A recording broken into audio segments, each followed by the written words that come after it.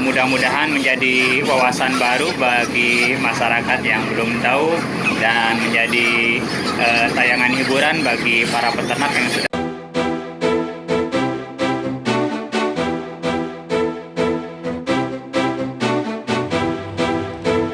Bohong rasanya jika kalian tidak mengagumi daging ayam. Nah, daging hewan yang satu ini menjadi salah satu sajian favorit yang ada di Indonesia. Maka tak heran jika dari ke harinya permintaan stik daging ayam semakin meningkat. Apalagi daging ayam broiler ya guys. Tidak hanya dagingnya saja yang diminati, namun telurnya juga banyak peminatnya loh. Dari itulah kalian jangan cuma beli dan beli saja. Gimana kalau budidaya? Sepertinya unik dan menarik nih. Yuk yang minat budidaya ayam broiler, ikuti cara ini. Panduan ternak ayam broiler pemula. Number 7. Ayam broiler.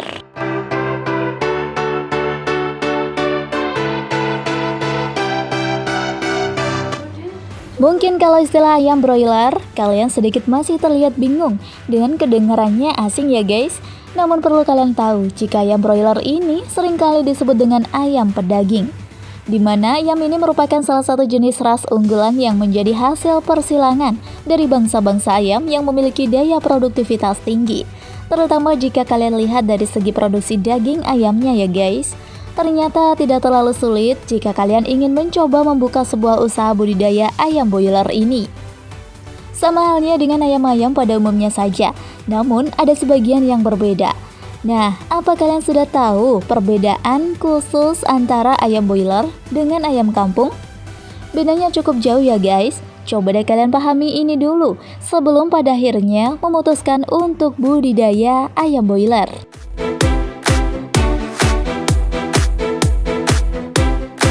Number 6. Perbedaan mendasar dari ayam broiler versus ayam kampung.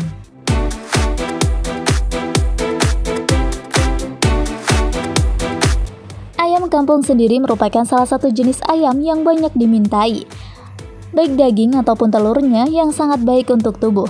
Masyarakat juga cukup banyak mengenalnya sebagai ayam kampung, karena jenis ayam ini memiliki ciri khasnya adalah hidup di wilayah perkampungan atau pedesaan.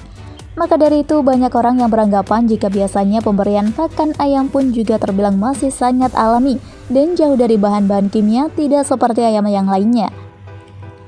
Seperti halnya yang banyak digunakan pada ayam petelur dan ayam broiler. Oleh sebab itu nih guys, dari segi kesehatan pun ayam kampung relatif sangat aman dikonsumsi untuk tubuh kita semua. Namun harganya jangan ditanya dong, jelas banget lah ya kalau bakal lebih mahal jika dibandingkan dengan ayam broiler.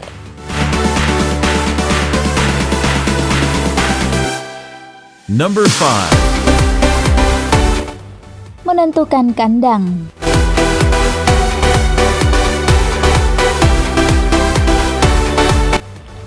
Kandang merupakan hal utama yang harus diperhatikan. Pemeliharaan pilihan lokasi kandang dapat mempengaruhi bisnis Anda ke depannya. Kandang ayam pedaging dengan ayam kampung berbeda karena ayam pedaging harus lebih mengutamakan kebersihan dan juga memperhatikan pertumbuhan ayam. Kandang harus berukuran luas supaya ayam bisa bergerak dengan bebas dan aktif.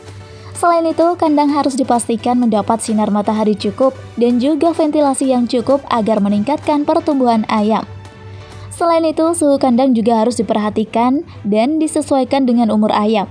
Ayam dewasa dengan anakan harus dipisah karena bisa berdampak buruk untuk pertumbuhan ayam jika dicampur. Untuk suhu kandang, ayam berumur 3 hingga 17 hari dengan suhu 32 hingga 34 derajat Celcius. Untuk anakan berumur 8 hingga 14 hari harus bersuhu 27 hingga 29 derajat Celcius. Dan semakin bertambah umur ayam, maka suhu kandang juga harus diturunkan agar ayam bisa tumbuh dengan sehat dan menghasilkan daging berkualitas. Number 4. Beberapa tipe kandang.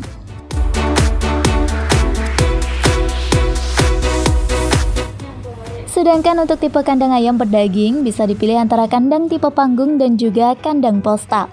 Kandang panggung yaitu sebuah lantai yang akan selalu bersih karena kotoran langsung jatuh ke bawah, sehingga tidak membutuhkan alas kandang serta pengelolaan yang lebih efisien daripada kandang lainnya. Selain itu, sisa pakan bisa dimanfaatkan sebagai pakan ikan, sehingga penyebaran penyakit akibat penumpukan kotoran bisa berkurang. Ini yang menjadi sebuah keunggulannya.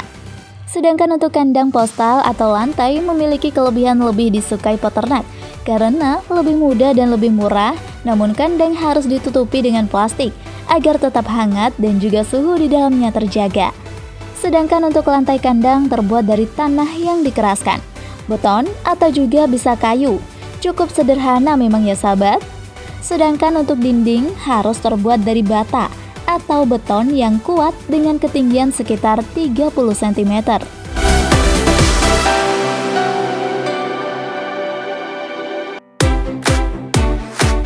Number 3. Pemilihan DOC. Berat DOC, ayam potong atau boiler juga harus diperhatikan dengan sangat baik dan teliti. Di mana berat untuk DOC ayam boiler sendiri paling ideal yaitu 39 gram. Pembelian bibit DOC per box biasanya berisi kurang lebih 100 ekor. Kadang-kadang penjual bibit memberi lebih sekitar 2-5 ekor bibit per boxnya. Semua itu tergantung penjualnya ya guys.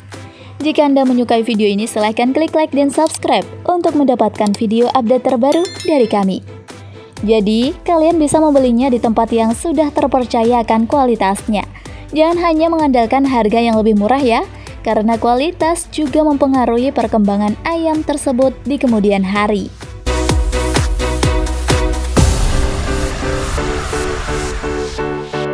Number 2. Pemilihan jenis tempat pakan.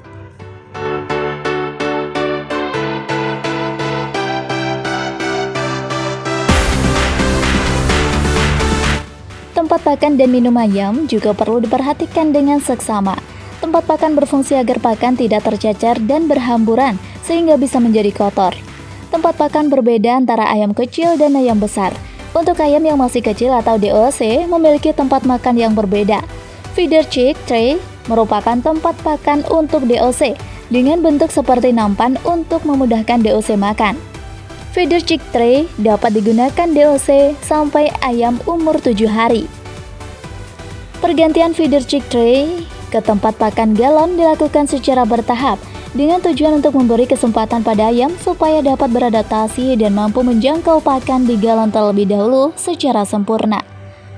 Kelemahan dari tempat pakan ini adalah pakan mudah sekali tercampur dengan sekam atau kotoran ayam sehingga harus sering dibersihkan. Sedangkan untuk baby chick feeder biasa digunakan untuk DOC, hampir sama dengan feeder chick tray. Kelebihannya dibanding dengan feeder chick tray yaitu sekam dan kotoran ayam pada baby chick feeder tidak mudah masuk dan tercampur dengan pakan. Dengan demikian, pakan lebih bersih dan tidak mudah tercecer.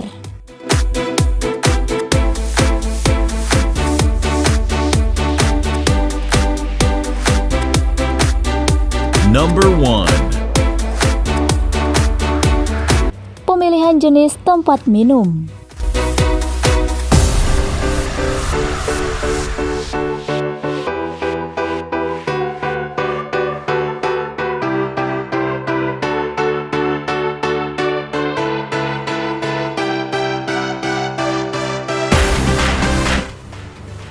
Tidak hanya tempat pakannya saja yang perlu diperhatikan jika kalian ingin budidaya ayam boiler.